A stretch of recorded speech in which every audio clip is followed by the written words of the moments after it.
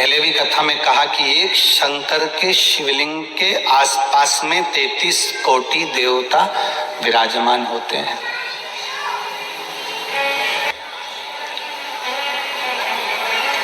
आप केवल शंकर भगवान को जल अकेला नहीं चढ़ा रहे हैं। आप अगर शिव को जल चढ़ा रहे हो तो ये तुम्हारे ध्यान में रहना चाहिए कि हम शंकर को नहीं, हम 33 कोटि देवताओं को जल समर्पित कर रहे हैं।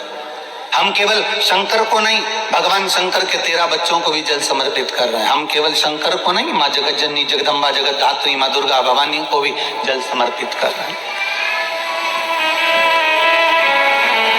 केवल एक शिव नहीं है, ब्रह्मा विष्णु सदाशिव जानत स्वामी जानत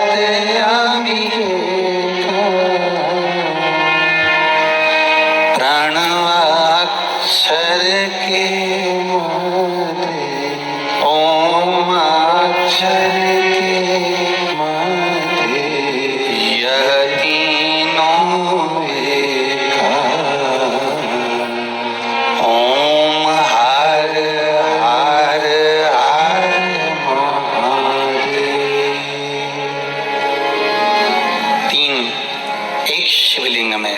ब्रह्मा भी है, विष्णु भी है, शिव भी है। तीनों एक शिवलिंग। पूरी जिंदगी निकल जाती है मनुष्य की यह जानने के लिए कि हमारा जन्म क्यों हुआ है। कोई आपसे पूछे कि आपका जन्म क्यों हुआ है, किस लिए पैदा हुआ, किस लिए जन्म हुआ,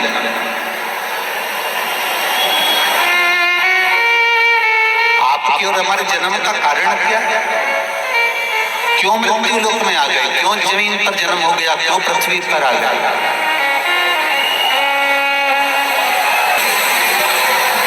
इस जन्म का कारण क्या है? तो उसका 2 कारण हमने पहले भी वर्णन किया शिव महापुराण में कि मनुष्य के जन्म का 2 कारण है।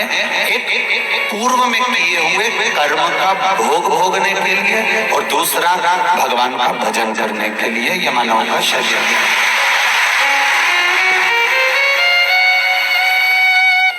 अगर आपने पूर्व में अच्छा कर्म करा है तो आपको आज अच्छा मिल गया। गौ माता को अगर एक रोटी दी है, गौ माता की सेवा करी है, किसी जिसको आप जानते ही नहीं, जिसको आप पहचानते ही नहीं, जिससे आप कभी मिले ही नहीं, उसको यदि तुमने 1 लोटा पानी भी पिलाया है, उसका मुंह भी झूठा कराया है, तो ये निश्चित है कि हमारा जो जन्म अगला मिला है, इस जन्म में हमें भी कोई ना कोई सुख अवश्य प्रदान करेगा। ये निश्चित है।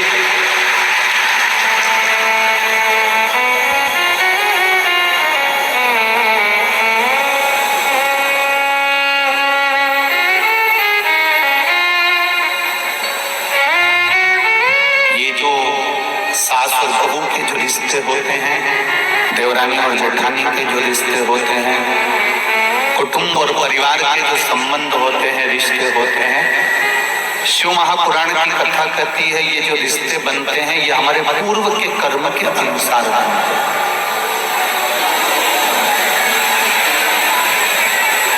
हमने किसी को साथ दिया है, हमने किसी की सेवा करी है, हमने किसी को एक पल के लिए भी अगर अच्छा करा है तो ये निश्चित है वो हमारी बहू बनकर हमारी सेवा 24 घंटे कर देती है। अगर हमने पूर्व में कर्म किया, अगर हमने अच्छे कर्म की और अग्रणी हुए हैं तो उसका फल हमको जरूर मिलेगा। और यदि हमने पूर्व में जो कर्म करा है, पूर्व में अगर किसी का बुरा करा है तो निश्चित है कि आज हमें भी बुरा ही मिलेगा। इसको आवाज आ रही है, इसको बंद करवा दें। पूर्व के कर्म का हमें भोगने को मिलता है। इसलिए आपको बारंबार पहले भी कहा, मत बुरे कर्म कर बंदे वरना पछताएगा। भगवान की आंखों से तू बच नहीं पाएगा, तू बच नहीं पाएगा। अरे ओ अज्ञानी मत कर नादान, तेरे कर्म का फल भी तू ही पाएगा, जैसा किया तूने तेरे आगे आएगा। मत बुरे कर्म कर, मत बुरे कर्म कर बंदे, वरना पछताएगा। भगवान की आंखों से तू बच नहीं पाएगा, तू बच नहीं पाएगा। अरे ओ अज्ञानी मत कर, अरे ओ अज्ञानी मत कर। अपने मन को, अपने चित्त को, अपने स्वभाव को, अपने हृदय को, अपने को स्वयं ही संजोना पड़ेगा। कोई दूसरा सुधारने वाला नहीं मिलेगा, ना दूसरा कोई सुधार पाएगा। एक पीने वाला जो व्यक्ति होता है ना, जो नशे में धुत होता है, उसको कोई कितना भी समझा दे मत पियो, बेकार है, क्यों पीते हो, बर्बाद हो जाओगे। पीने वाले व्यक्ति गटर में पड़े होते हैं, नाली में पड़े होते हैं, बेकार। आप कितना भी समझा लो, उसके समझ में नहीं आएगा। समझ में कब आएगी? जब वो पर यदि तुम खूब प्रेशर दे लो कि नहीं पीना है, तुझे बंद कर दूंगा और तुझे मुक्ति केंद्र में ले जाकर नशा मुक्ति केंद्र में रख दूंगा, तुझे यहाँ रख दूंगा, तुझे वहां रख दूंगा, पर जब तक वो भीतर से दृढ़ नहीं होगा, जब तक वो भीतर से दृढ़ता धारण नहीं करेगा, तब तक वो नहीं छोड़ सकता। काम, लोभ, आसक्ति, वासना, तृष्णा, ये सब तुम्हें भीतर से।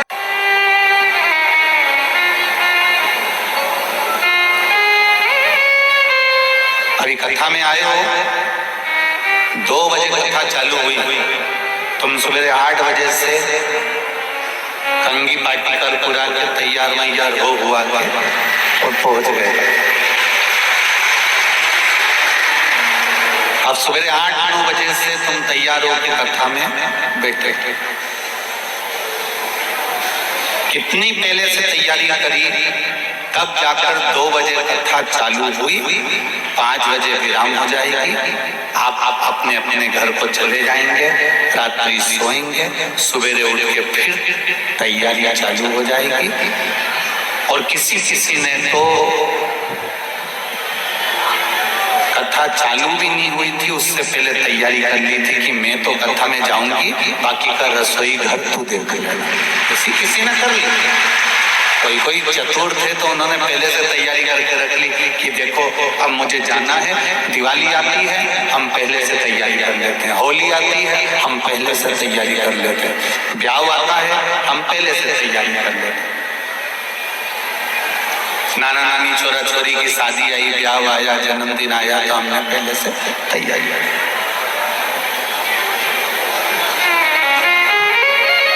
अब हमने पहले से तैयारी क्यों करी कि जब दरवाजे पर बारात आएगी, कोई काम आएगा तो एकदम टेंशन नहीं आए, कोई परेशानी नहीं आए, कोई कष्ट नहीं आए, हम एकदम तुरंत। कोई ने कहा हल्दी ला के दो, हल्दी ला कर दे दे, कोई के मेहंदी ला के दो, मेहंदी ला के दे दे, कोई के हमको ये चाहिए हम वो नहीं।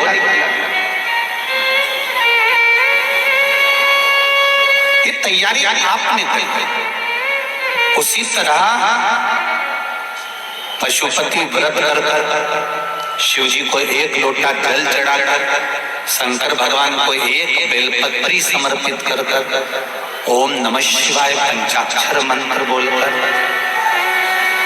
षडाक्षर मंत्र ओम नमः शिवाय बोलकर, श्री शिवाय नमस्तुभ्यं बोलकर, महामृत्युंजय मंत्र का जाप कर गौरी शंकर बोलकर भगवान शिव का जो तुम नाम जाप कर रहे हो, भगवान शंकर का जो तुम गुणगान कर रहे हो, शिव नाम में जो तुम डूबे हुए हो, शंकर की भक्ति में जो तुम डूबे हुए हो, एक लोटा जल तुम शिव जी को समर्पित कर रहे हो, या किसी भी रूप में तुम शंकर भगवान की भक्ति कर रहे हो, तो ये विचार कर रखना, ये तुम्हारी उस समय की तैयारी है जिस समय पर तुम्हारे जीवन में कोई कष्ट आया तो तुम्हारा महादेव तुम्हारे सामने आकर खड़ा है।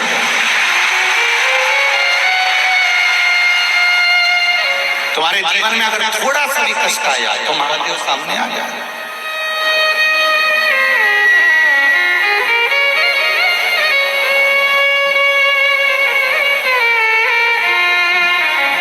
विपरीत परिस्थिति में शिव तुम्हारे साथ में है।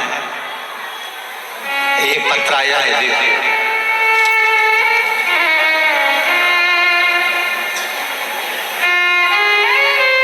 मेरा नाम तारा गोयल है, मैं राजनगर इंदौर में रहती हूँ। तारा जी गोयल कहीं बैठी हो तो खड़ी हो जाए, कहीं अगर बैठी हो आप ही हैं, दोनों हाथ हिला दो, श्री शिवाय नमस्ते, एक और दोनों हाथ ऊपर करके से हिला दीजिए, ठीक है, श्री शिवाय नमस्ते।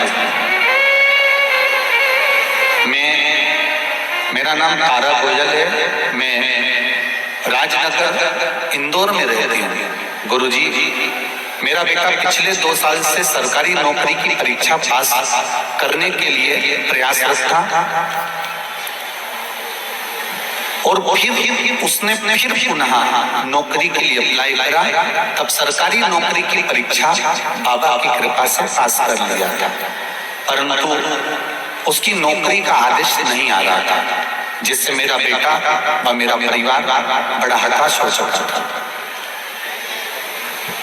2 साल से परेशानी चलते चलते मुझे मेरी भाभी के माध्यम से पता चला कि शिव महापुराण की कथा सुनो। मैं पिछले 1 वर्ष से टीवी के माध्यम से नियमित कथा सुन रही हूँ।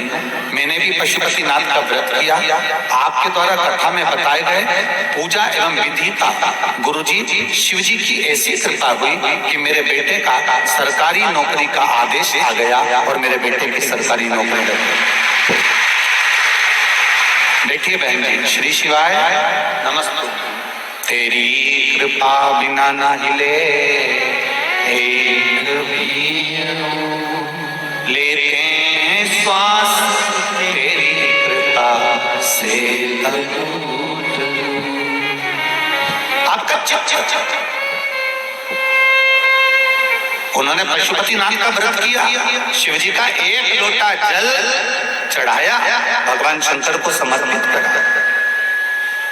और एक निवेदन आप सबसे, जल तो चढ़ाना पर छल से मत चढ़ाना। अगर छल कर किसी का हमें बुरा करना है तो हमने जल चढ़ा दिया, या मेरे घर में मेरे को इसका बुरा करना है तो जल चढ़ा दिया, या मन में कोई कपट रखकर, कोई पाप रखकर, कोई छल रखकर, कोई बेईमानी रखकर, कोई भीतर प्रपंच रखकर यदि हम शिव जी को 1 लोटा जल भी चढ़ा रहे हैं तो उसकी कोई महत्वता नहीं। निष्कपट भाव, निर्मल मन, निर्मल हृदय से आप शिव जी को रिझाइए।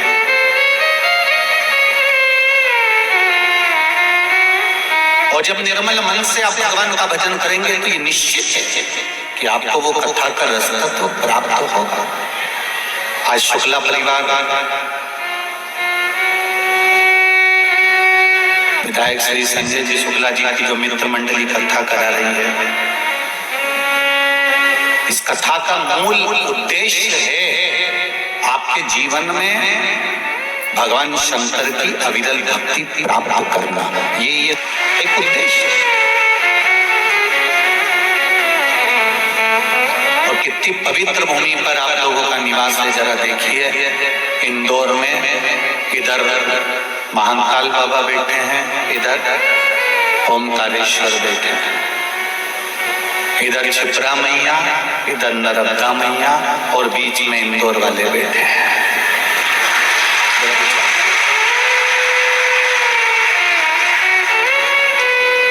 हम सब दूर कहते हैं, आपने हमारी कथा में भी कई बार सुना होगा कि दुनिया में भोजन और भजन का अगर कहीं सुख है तो वो इंदौर की पवित्र धरा है।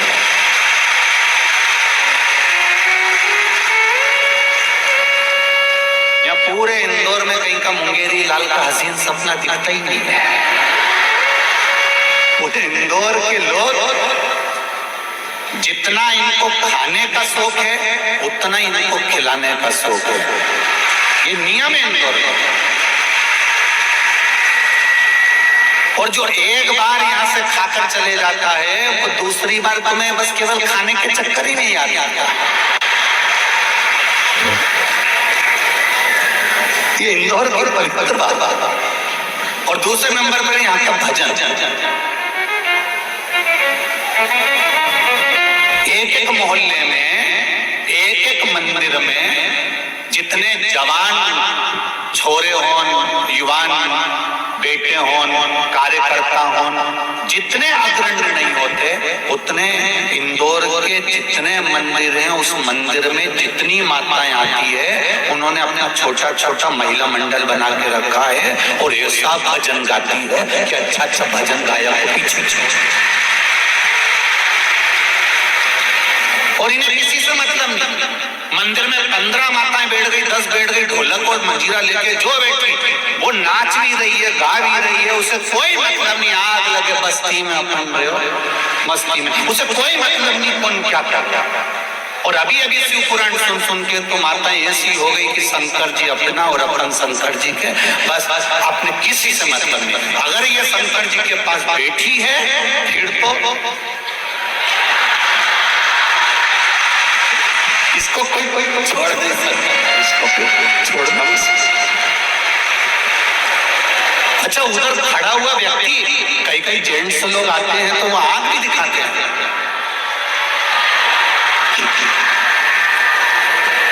कई जेंट्स लोग आग भी दिखाते हैं। अच्छा, ये देख लेगी कि यहाँ खड़ा है तो भी कोई फर्क नहीं पड़ेगी, कोई फर्क। आग लगे बस्ती में, अपन मरे बस्ती में। इनको लगता है मेरे महादेव मेरी जागीर है, तो शंकर जी भी कहते हैं मेरी जागीर मेरा भक्त है। ये निश्चित। अच्छा, कोई भजन और भोजन का जो सुख है मेरे इंदौर के निवासी खिलाना भी जानते हैं और खाना भी जानते हैं और भजन में ऐसे डूबते हैं, ऐसे डूबते हैं मेरे इंदौर वासी भजन में। कोई इनके भजन का स्मरण तो करे, कोई इनकी भक्ति का स्मरण तो करे।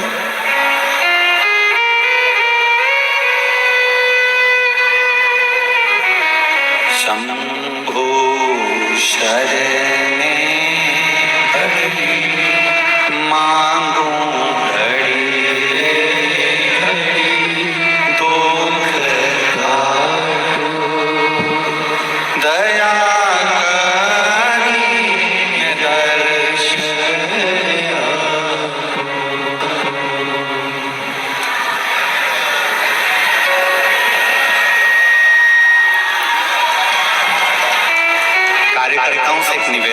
संजय भैया के जितने कार्यकर्ता बैठे हैं कि इधर का जो पर्दा लगा है ना, इस पर्दे को थोड़ा खोल दो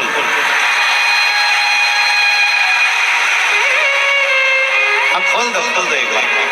और उनको बैठे रहने बस पर्दा खोल दो तो उसे दिख जाएगा।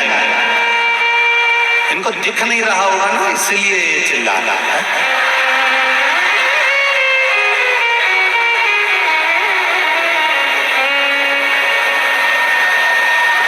शंभो शरणे मांगो दुख काटो, दया करिने दर्शन आको, दया करिने दर्शन आको।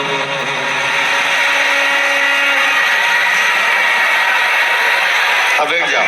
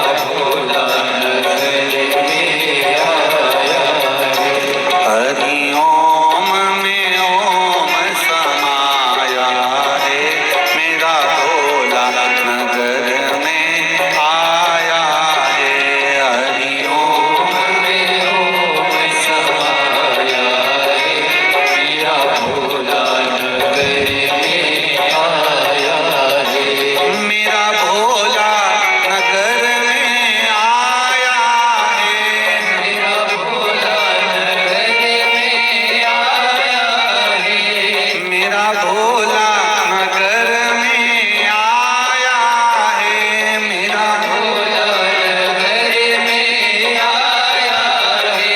हरि ओम में ओम समाया है, मेरा भोला नगर में आया है।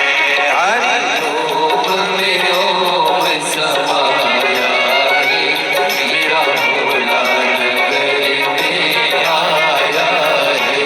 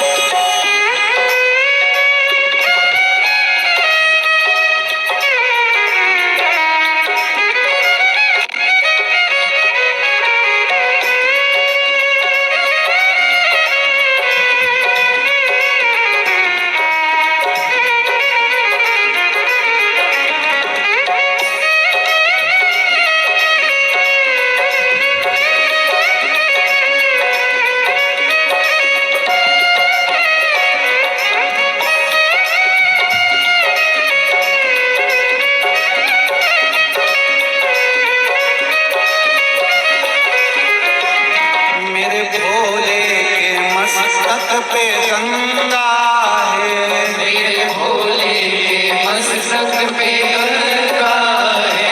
मेरे भोले के मस्तक पे गंगा है, मेरे भोले के मस्तक पे गंगा है। ओ गंगा में ओम समाया है, मेरा भोला नगर में आया है। मस्का में ओम आया है, मेरा भोला नगर में आया है। हरि ओम में ओम समाया है, मेरा भोला नगर में आया है। हरि ओम में ओम समाया है, मेरा भोला नगर में आया है।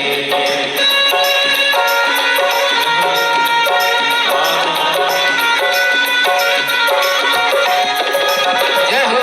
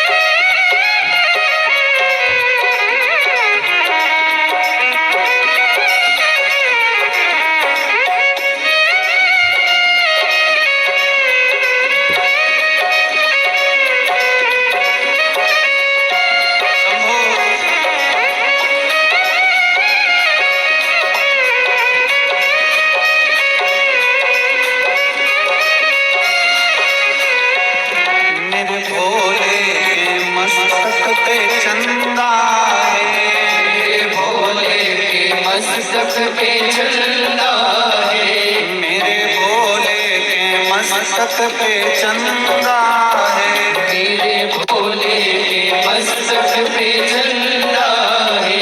चंदा में ओम समाया है, मेरा भोला नगर में आया है।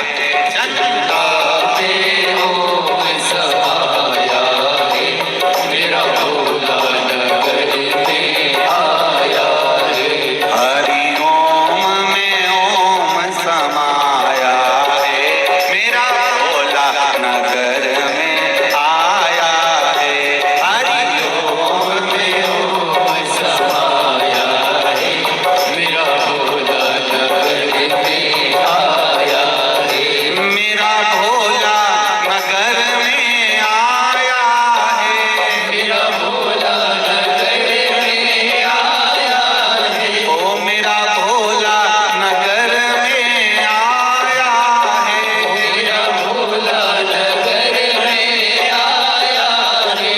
हरि ओम में ओम समाया है, मेरा भोला नगर में आया है। हरि ओम में ओम समाया है, मेरा भोला नगर में आया है। हे हरि ओम में ओम समाया है, मेरा भोला नगर में आया है। हरि ओम में ओम समाया है, मेरा भोला नगर में आया। हर हर महादेव। अपनी जगह पर बैठकर भगवान शिव के मूल मंत्र का स्मरण करिए। भगवान शंकर से प्रार्थना करो कि हे भोलेनाथ, आपकी कृपा से ये पावन शिव महापुराण की कथा को श्रवण करने के लिए आए हैं। तेरी कृपा, तेरी उदारता, तेरी दया, तेरी करुणा सदा बना। भाव से कहिए, श्री शिवाय नमस्तु, श्री शिवाय नमस्तु, श्री शिवाय नमस्तु, श्री शिवाय नमस्तु, श्री शिवाय नमस्तु। भोला सब दुख काटो, ओ भोला सब दुख काटो। शिव शंकर जपो तेरी माला, भोले बाबा जपो तेरी माला। भोला सब दुख काटो हमारा, ओ भोला सब दुख काटो हमारा। शिव कथा करना, अपने चित्त को, अपने मन को, स्वयं को समझाना पड़ेगा। इसको दूसरा कोई समझा नहीं सकता, इसको दूसरा कोई सुधार नहीं सकता। एक देवराज नाम का ब्राह्मण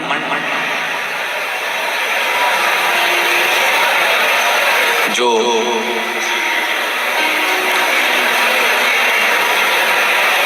ब्राह्मण धर्म में जन्म जरूर लिया है, पर ब्राह्मण कर्म से वंचित है।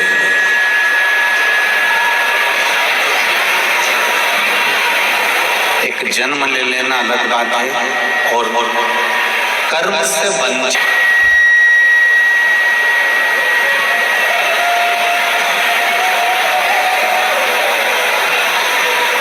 ऐसे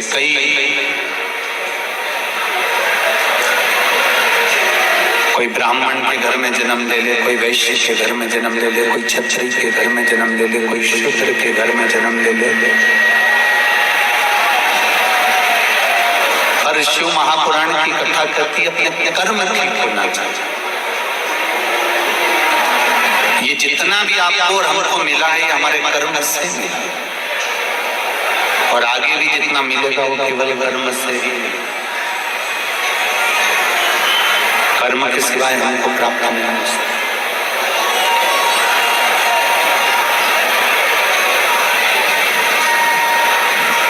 देवराज नाम के ब्राह्मण की जो माता थी वो शिव की उपासक। शिव मंदिर में रोज जाना, एक लोटा जल शंकर भगवान को समर्पित करना। देवराज ब्राह्मण की माता रोज एक लोटा जल लेकर शंकर जी के मंदिर जाती है, शिव जी को जल चढ़ाती है। मंदिर में जितना निर्माल्य पड़ा होता है उस निर्माल्य को ले जाकर विसर्जन करती है। आपको कथा में पहले भी कहा था कि जरूरी नहीं कि किसी भी नदी के अंदर ही जाकर आप निर्माल्य को उठाकर विसर्जन करें।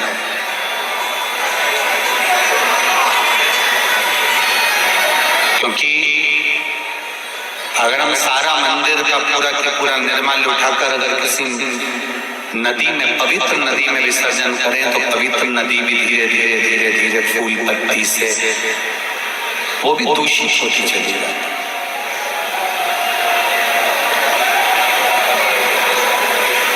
कोई जरूरी नहीं कि अपने निर्माल्य को उठाकर नदी में ही डालेंगे, नदी में ही विसर्जन करें। शिव महापुराण की कथा कहती है उस निर्माल्य को ले जाकर किसी एक खड्डे में एक जगह ऐसी बना ली जाए जहां पर आप उस निर्माल्य को ले जाकर डाल जाए। धीरे धीरे धीरे धीरे वो निर्माल्य भी खाद का रूप ले लेगा और उससे प्रकृति की सुंदरता में कहीं कहीं वृक्षों में उसको डालने के भी हम प्रयोग में ले सकते, उसको डाल सकते।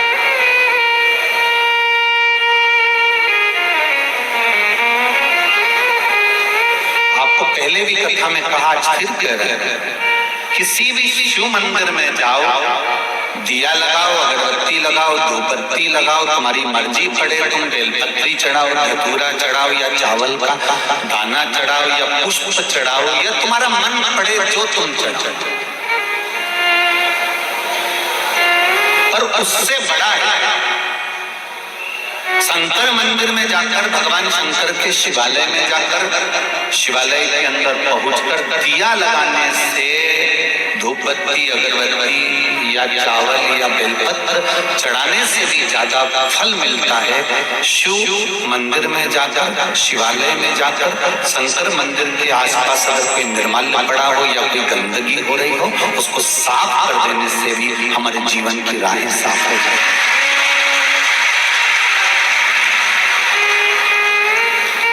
शिव मंदिर में जाकर केवल आप ज्यादा कुछ नहीं कर सकते, तो एक नियम बना सकते हो कि मैं शंकर जी के मंदिर में जाकर भगवान शंकर का मैं मंदिर साफ करूंगी या निर्माल्य उठाकर विसर्जन करूंगी या उसको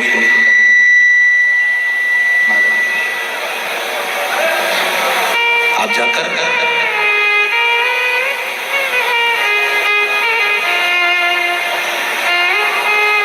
कितनी सुंदर बात कही। शिव महापुराण में एक चरित्र आता है, एक नरसिंह पुराण का चरित्र है। नरसिंह पुराण में वर्णन आता है कि एक बार माता पार्वती जी अपने पतियों के साथ में भ्रमण पर चली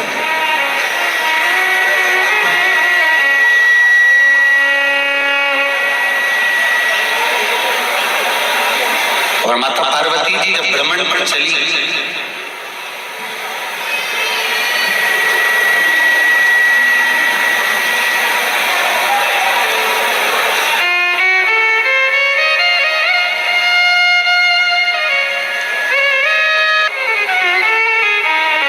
द्रौपदी जी जब अपने पतियों के साथ में भ्रमण पर चली हैं, नरसिंह पुराण कह रही है कि द्रौपदी अपने पतियों के साथ जा रही थी और जाते जाते बीच मार्ग में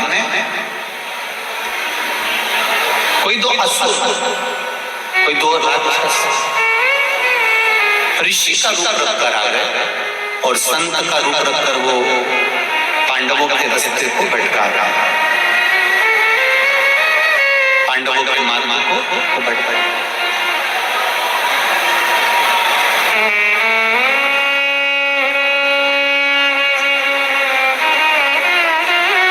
बीच मार्ग में उनका बैठ जाना,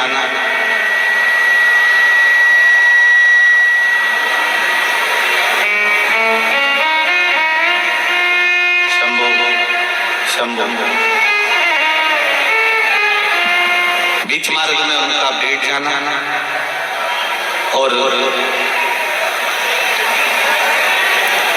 दो मुनि का वेश धरकर, ऋषि का वेश धरकर, दो संत का वेश धरकर उन्होंने पांडवों के मार्ग को भटका दिया, पांडवों के मार्ग को अच्छे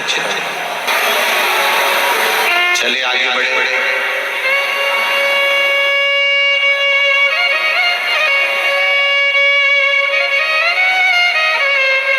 दोनों के दोनों असुर जब आगे बढ़कर चलते हैं, आगे बढ़कर जाते हैं, तो उन्होंने जब द्रौपदी का सुंदर स्वरूप देखा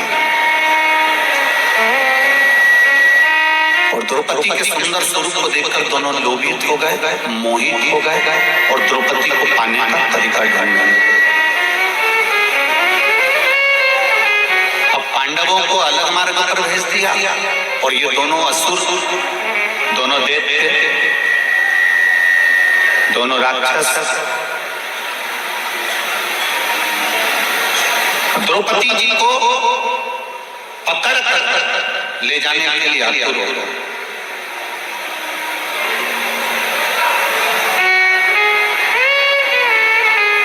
जब दोनों ले जाने के लिए आतुर हुए, इतने में अर्जुन को मालूम पड़ा कि द्रौपदी को कोई हाथ पकड़कर खींच कर लेकर जाता। अर्जुन पीछे पीछे भागे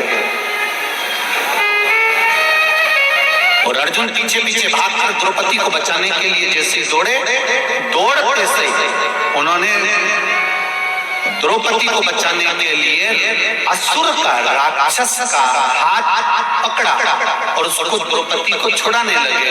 बस छुड़ाते से वो जो असुर था बहुरोमा, जिसका नाम था बहुरोमा दैत्य, उस दैत्य ने भगवान विष्णु जैसा स्वरूप धारण कर लिया, नारायण सा स्वरूप हो गया उसका। अर्जुन देखकर आश्चर्य कर गया। अर्जुन ने पूछ लिया कि बहुरोमा, आप ये राक्षस की प्रवृत्ति में कैसे आ गए?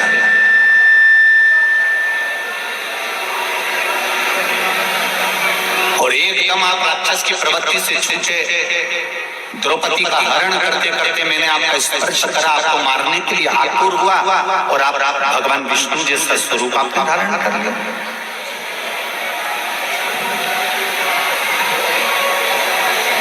बहुरोमा ने कहा, मैं चंद्रवंशी राजा था, मेरा नाम जयध्वज था।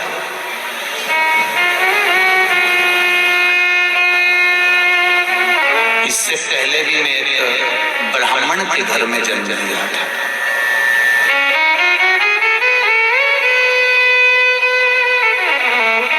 चंद्रवंशी राजा रहा, मेरा नाम जयध्वज रहा। मेरा एक नियम था, शंकर जी के मंदिर में जाकर केवल झाड़ू लगाना, पोछा लगाना, कोई वस्तु पड़ी उसको उठा लेना या मंदिर को लीपन कर देना।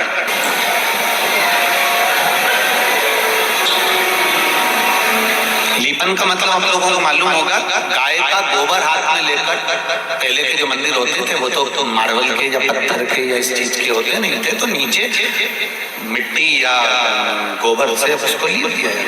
लीपन का मतलब होता है कि हमने अपने अहंकार को भगवान के चरणों में विलीन कर दिया, इसको लीपन कहलाता था। अभिमान शिव जी को, भगवान के चरणों में हमने अपना अभिमान छोड़ दिया, इसको लीपन कहते हैं। लीपन का ही भाव कह दिया, लीन हो जाना, परमात्मा में समाहित हो गए। अब मेरा नाम जयध्वज था, मैं चंद्रवंशी राजा था। शिव मंदिर में जाकर रोज झाड़ू लगा देना, पोछा लगा देना, लीपन कर देना। लोग मुझ पे हंसते थे, इतना बड़ा राजा होकर शंकर जी के मंदिर में झाड़ू लगाता है, पोछा लगाता है, सफाई करता है। मेरा माताओं से निवेदन है, जितने भाई लोग यहाँ कथा सुन रहे हैं उनसे भी निवेदन है, एक बात अपनी जिंदगी में उतार कर रखना। आप शंकर भगवान के मंदिर जाएंगे, आप राम जी के मंदिर जाएंगे, आप कृष्ण के मंदिर जाएंगे, मां जगत जननी के मंदिर जाएंगे, आप देवता के अगर मंदिर जाएंगे तो आपको हंसने वाले, टोकने वाले, पूछने वाले ढेर मिल जाएंगे। और आप किसी शॉपिंग मॉल में शॉपिंग करने जाओगे या टाकीज में फिल्म देखने जाओगे, ना तो कोई आपको पूछेगा, ना आपको कोई टोकेगा, ना आपसे कोई मतलब रखेगा। मंदिर जा रहे हो तो 50 पूछ रहा है, पशुपति व्रत क्यों करे, किसके लिए करे, सीवर वाला महाराज ने बताया था क्या, मंदिर क्यों जा रही है, लोटा भर के जल क्यों चढ़ा रही है, क्या कर रहा है, कारण क्या है, क्या हो गया ऐसा जो मंदिर जाने लगी। तुम तो पढ़े लिखे लोग हो, क्यों चक्कर में पड़ जाते हो, अच्छे जीन्स पहन के मंदिर जा रहे हो, टी शर्ट पहन के जा रहे हो, तुम्हें तो अक्ल होना चाहिए, काय पे तुम इसमें मंदिर में जा रहे हो, क्यों जा रहे हो। अगर तुम ये बात टाकीज में जाने वालों से कह दो रे, क्यों जा रहे हो फालतू के कलाकारों का कला देखने के लिए मंदिर जाओ। तुम इनसे कह दो कि शॉपिंग मॉल में क्यों घंटे 2 घंटे बर्बाद कर रहे हो, कोई नहीं कहेगा। हम दिख भी गए ना तो थोड़ी सी स्माइल दी, इससे ज्यादा कुछ।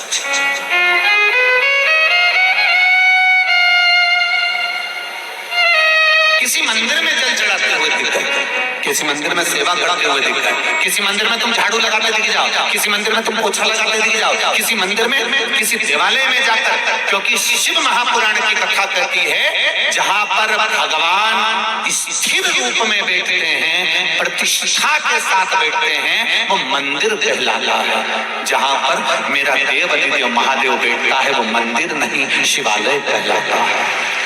वो शिवालय, मंदिर में और शिवालय में अंतर होता है। मंदिर में भगवान एक बार बैठ गए तो बैठ गए, और शिवालय में जहां पर मेरा देवाधिदेव महादेव बैठा हुआ है, जिसके सामने नंदी बैठा हुआ है, नंदी से शिवालय की जहां स्थापना होती है, शिवलिंग जहां रखा रहता है, वहां एक सूत्र बांधा जाता है। सूत्र, उस सूत्र के बंधने से ये सिद्ध होता है कि मेरा महादेव प्रतिदिन नंदी पर बैठकर इस मंदिर से निकलकर घूमने जाता है, रोज, प्रतिदिन, हर पल।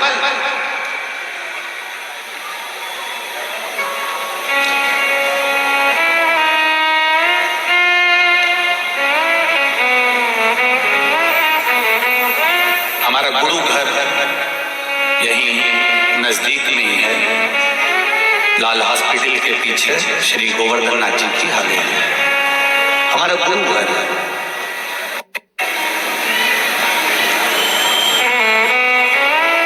परम पूज्य गुरुदेव श्री विठलेश राय काका जी महाराज गोलोकवासी, उनकी गुरु दीक्षा ब्रह्म संबंध, उसके बाद में परम पूज्य गुरुदेव गोलोकवासी श्री देवकीनंदन महाराज श्री, फिर उसके बाद में अभी जो वर्तमान में विराजमान है श्री दिवेश बाबा विराजमान। हवेली जी गोवर्धन नाथ जी की हवेली जी कही जाती है, उसको मंदिर नहीं कहते, क्योंकि वहां पर भी मेरा कन्हैया छोटा सा कभी झूले में आकर बैठ जाता है, कभी पलने में आकर बैठ जाता है, कभी राजभोग में आकर बैठ जाता है, कभी शयन के लिए अंदर चले जाता है, वो अपने घर में भ्रमण करता है।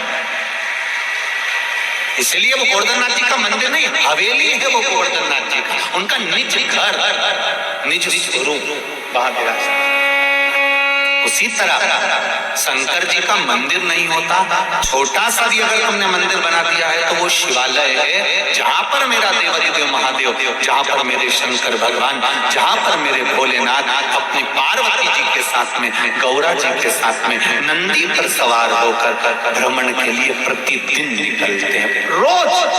ऐसा कोई पल नहीं, ऐसी कोई घड़ी, ऐसा कोई क्षण नहीं।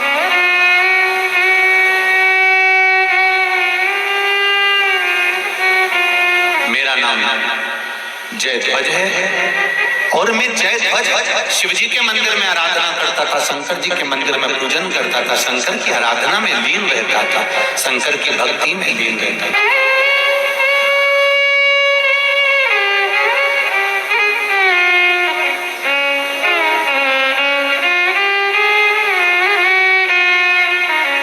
अपने को श्रेष्ठ मानना और अपने आप को विद्वान मानना या अपने आप को श्रेष्ठ मानना, बाकी के किसी को आप सम्मान नहीं देना, इससे मेरी गति बिगड़ रही है। महाराज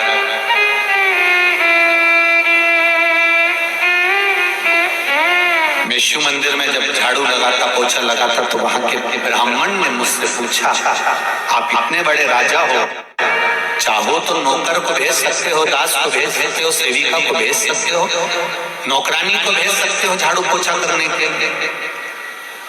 और हमारे यहाँ स्कंद पुराण में जो 16 सोमवार के व्रत की महत्वता कही है,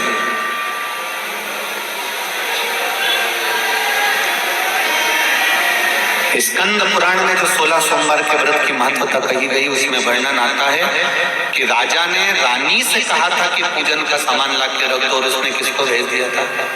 बोलो जरा जी जीवन, बोलो जी, दासी को भेज दी। क्या हुआ? रानी से कहा गया तो रानी ने दासी को भेजा था, तो दासी को जब भेज दिया, रानी को जगह जगह ठोकर खाना पड़ा। तो राजा कह रहे हैं, ब्राह्मण देवता से ब्राह्मण कह रहे हैं कि आप इतने बड़े राजा, लाओ मैं सेवा कर देता हूं, आप इतने बड़े राजा, ये झाड़ू लगाने आते हैं, पोछा लगाने आते हैं।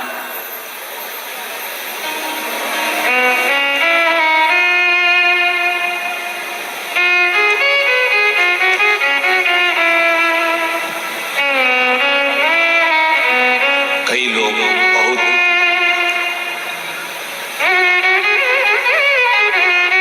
अभी कानपुर की कथा में कहा था, जब व्यक्ति बहुत उन्नति की सीढ़ी पर चढ़ जाता है, बहुत धनपति बन जाता है, बहुत ऊंचे सिंहासन पर या बहुत ऊंचे पद पर बैठ जाता है, तो उसकी दो चीजें चली जाती हैं, एक रोटी और एक हंसी। ये दोनों चीजें धीरे धीरे कम होती चली जाती हैं। रोटी खाने का समय नहीं मिलता और अपनों के साथ में बैठकर हंसने का समय नहीं मिलता, क्योंकि पद प्रतिष्ठा में इतना ऊंचा बैठ जाता है, इतना ऊंचा बैठ जाता है, उसकी रोटी भी कम हो गई और उसकी हंसी भी कम हो गई।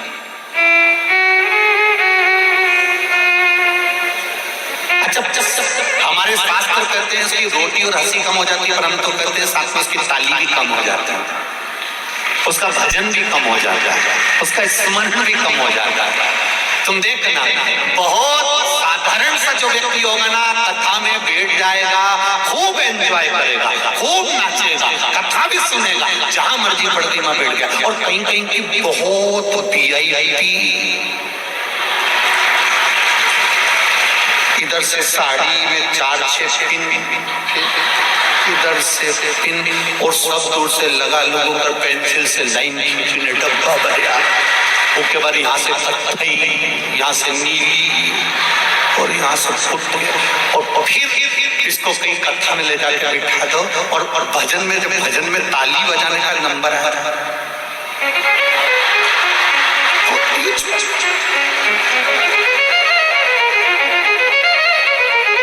अब क्यों बजाए ऐसे? क्या इसको भगवान ने हाथ नहीं दिया? नहीं, परंतु हम भी यही थे। लोग कहेंगे बताओ भगवान महाराज की कथा में ताली बजा रहे थे, कितना VIP हो, इतनी प्रतिष्ठित जगह पे बैठकर तो ताली बजा रहे थे। झलक।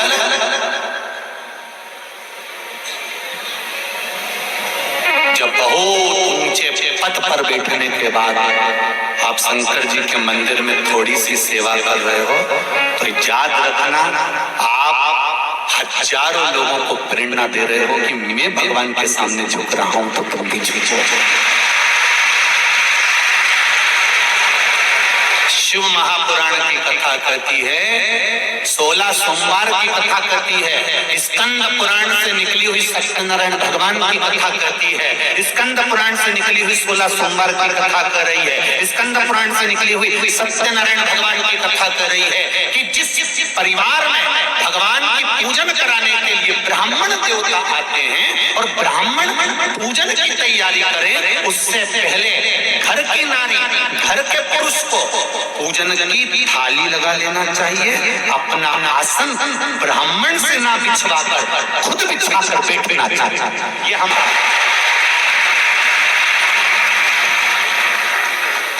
पर आज के जमाने में लोगों ने बिगाड़ दिया। आसन भी बेचारे ब्राह्मण देवता लेके चलते हैं, जजमान को यहाँ हम बिछा दे, बैठ जाए।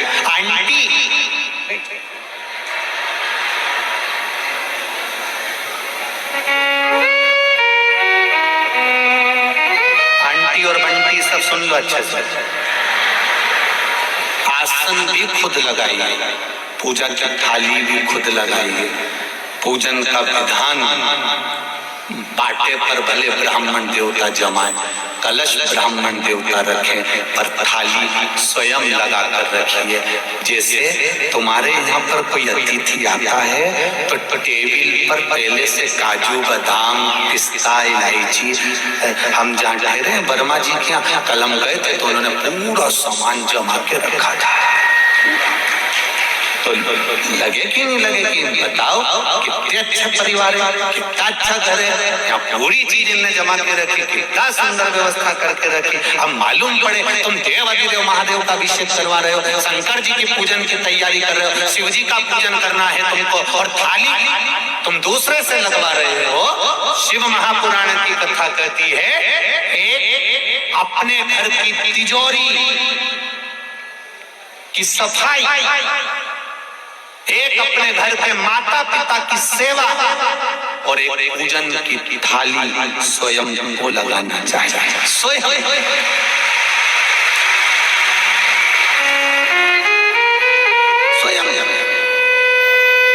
घर के माता पिता की सेवा नौकर से नहीं, खुद करो। तिजोरी है ये, घर की तिजोरी। कभी नौकर से कह देना बेटा घर चले जा, मेरी तिजोरी रखी, उसकी सफाई कर दे। नौकर ऐसा साफ करेगा दादा, भेरू पूरा सिंदूर चढ़ा के चले जाएगा, पूरा दिखेगा ही नहीं तेरे को। देख अब नौकर से कहो कि घर की तिजोरी की सफाई करे, सब साफ कर जाएगा। घर की तिजोरी की सफाई का हक घर के व्यक्ति का है, माता पिता की सेवा का हक घर के व्यक्ति का है, उसी तरह पूजा की थाली लगाने का हक घर के व्यक्ति का है। ये निश्चित है, स्वयं लगाए, स्वयं।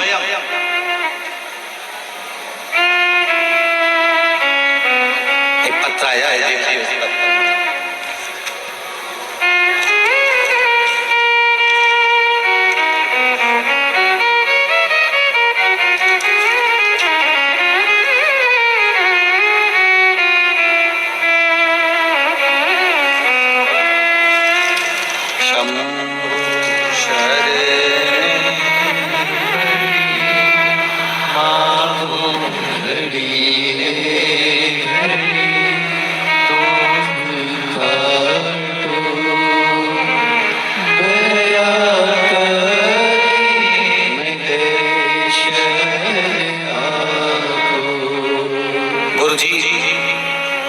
मेरा नाम खुशबू श्रीवास्तव है, मैं इंदौर में रहती हूँ। कहीं खुशबू जी बैठी हूँ, आप ही दोनों हाथ हिला देगा। श्री शिवाय नमस्ते।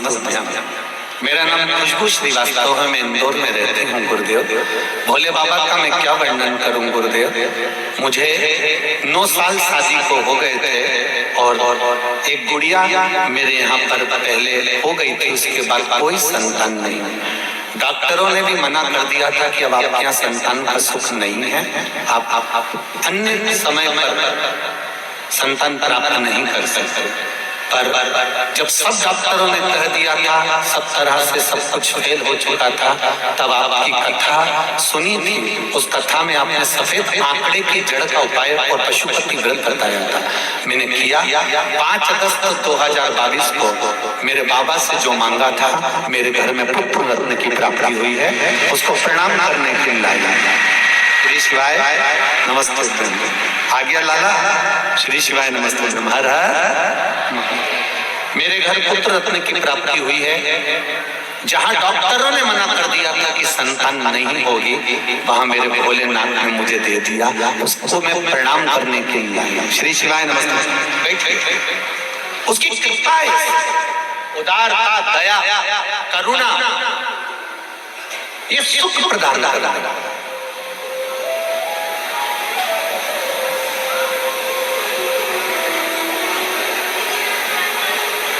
वैभव का सुख, सत्ता का सुख, हम कहने में पीछे नहीं हटेंगे।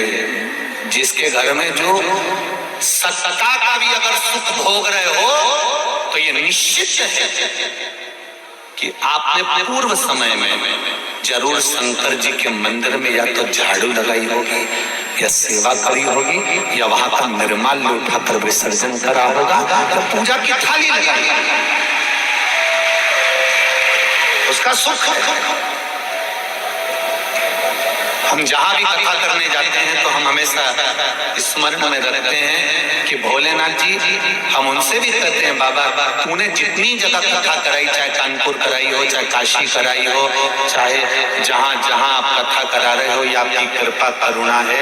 तो हमने देखा है जहां शंकर भगवान को मानने वाला होता है या शिव भक्ति में डूबने वाला होता है, ये शिवपुराण होती भी वही पर हो जहां शंकर के भक्त। हमने शुरू से देखा है शुक्ला परिवार में, संजय जी शुक्ला जी के इस पूरे परिवार का हमने स्मरण किया है कि इनके परिवार में शंकर का अभिषेक, पूजन, अर्चना और शिव स्तुति इनके दादा परदादा के समय से होती आ रही है। ये शिव भक्ति और उसी का फल मिलता है, और उसी का फल, उसी का आनंद।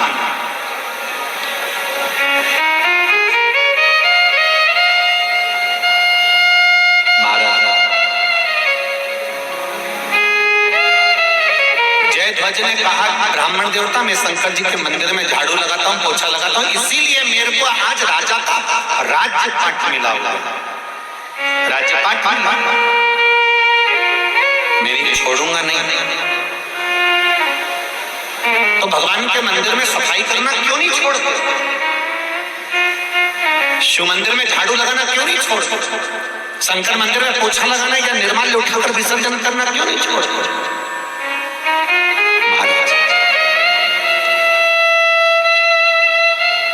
पूर्व समय में मैं ब्राह्मण था। जिस ब्राह्मण को मैं उस समय पर रेवत ब्राह्मण था, और रेवत ब्राह्मण एक ऐसा ब्राह्मण जो पूजन नहीं करा सकता। मैं रेवत ब्राह्मण था। नरसिंह पुराण की कथा कहती है कि मैं रेवत ब्राह्मण था। मुझे पूजन का अधिकार नहीं था, मैं पूजा नहीं कर सकता। मैं भगवान की आराधना में कहीं किसी स्थान पर बैठकर जजमान को बिठाकर पूजा नहीं, पर मैंने धन के लालच में, धन के चक्कर में पूजन कराना प्रारंभ कर दिया।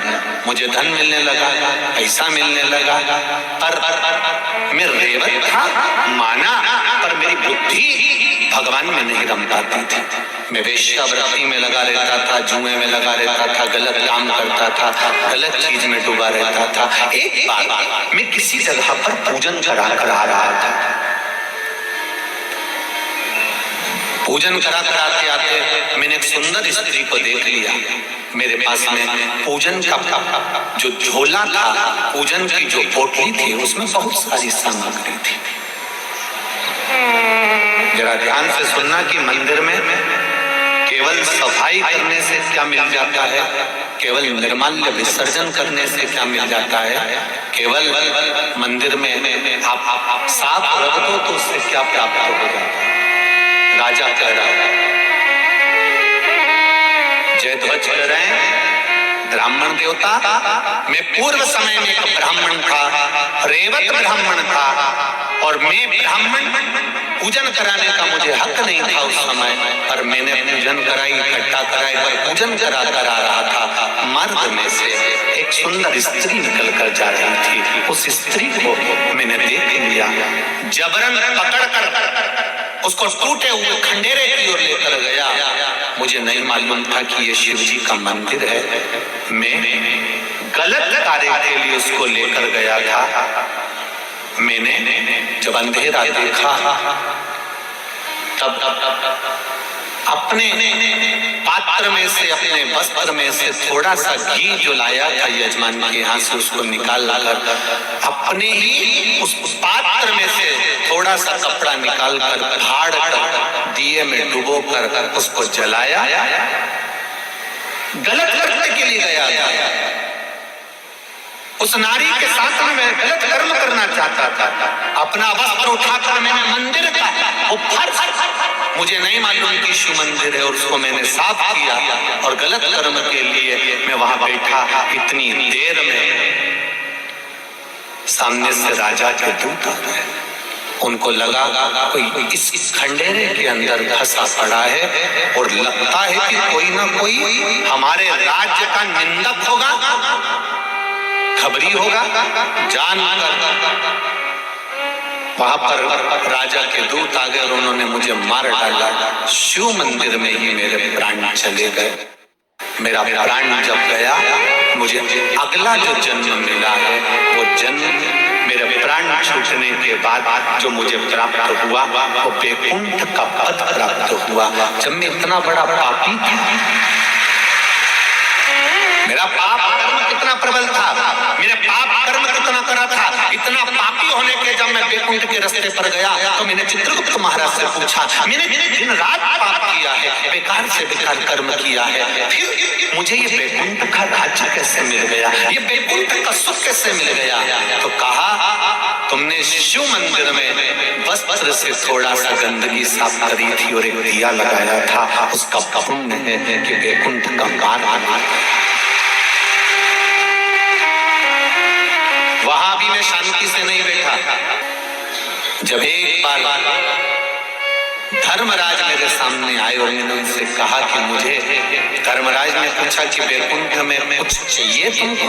तब मैंने कहा मुझे कुछ नहीं चाहिए, केवल सफाई करना है इस वैकुंठ की, और मैं वैकुंठ का द्वार साफ करता रहा तो आज मुझे चंद्रवंश का राज्य मिल गया।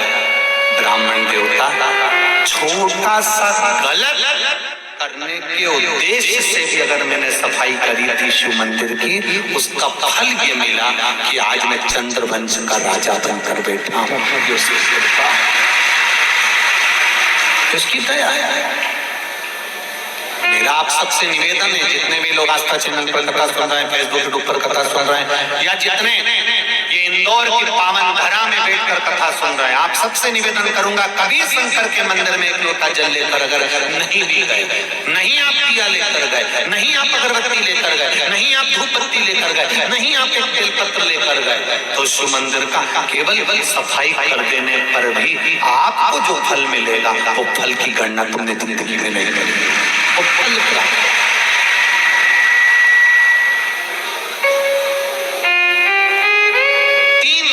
खुद करो, अभी बताया है आपको। पहला, अपनी तिजोरी की सफाई अपनी को।